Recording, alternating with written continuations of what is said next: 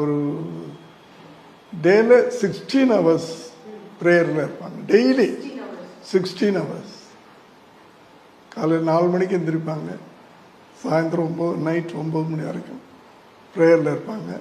அதுலேயும் பெரும்பாலும் ஒரு 10 பேரோட ப்ரேயரில் இருப்பாங்க. கூட்டு பிரார்த்தனைன்னு சொல்லுவாங்க.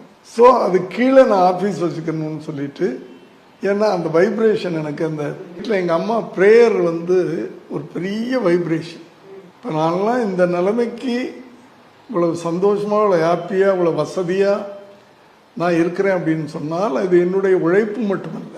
என்னுடைய உழைப்பு மட்டுமல்ல, உழைப்பினால் மட்டும் எனக்கு வந்துச்சு அப்படின்னு நான் சொல்லிக்க மாட்டேன். எங்கள் அம்மாவுடைய ப்ரேயர் அது. இதெல்லாம் எங்கள் அம்மாவுடைய ப்ரேயர். என் பிள்ளை இன்னைக்கு இந்த நிலைமையில் இருக்கிறார் அப்படின்னு சொன்னால் நான் அப்படி தான் எடுத்துக்கிறேன்.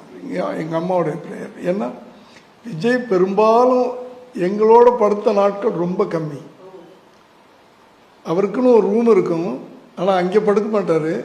எங்கள் அம்மாவோட தான் படுப்பார். ஆச்சின்னு எங்கள் அம்மாவோட தான் படுப்பார். ஒரு நல்ல பழக்கப்படுத்திட்டாங்க எங்கள் அம்மா. 2 பேரும் ஒரே கட்டில் படுப்பாங்க. அப்போ இவர் தலானி கடியில் ஒரு சின்ன பைபிள், இவ்வளவு சைஸில் பைபிள் வரும். அந்த பைபிள் அவன் தலானி கடியில் இருக்கும். ராத்திரி படுக்கும்போது ஒரு வேர்ஸ் படிச்சுட்டு தான் படுக்கணும். காலையில் எந்திரிச்ச உடனே அந்த தலானியிலேருந்து அந்த பைபிள் எடுத்து ஒரு வேர்ட்ஸ் படிச்சுட்டு தான் வெளியே போகணும். அப்படி பழக்கப்படுத்தினாங்க. அதனால தான் ஒரு ஸ்கூலில் கூட விஜய் சொல்லுவாங்க, அவன் ஒரு டிவைன் பாய் அப்படிம்பாங்க.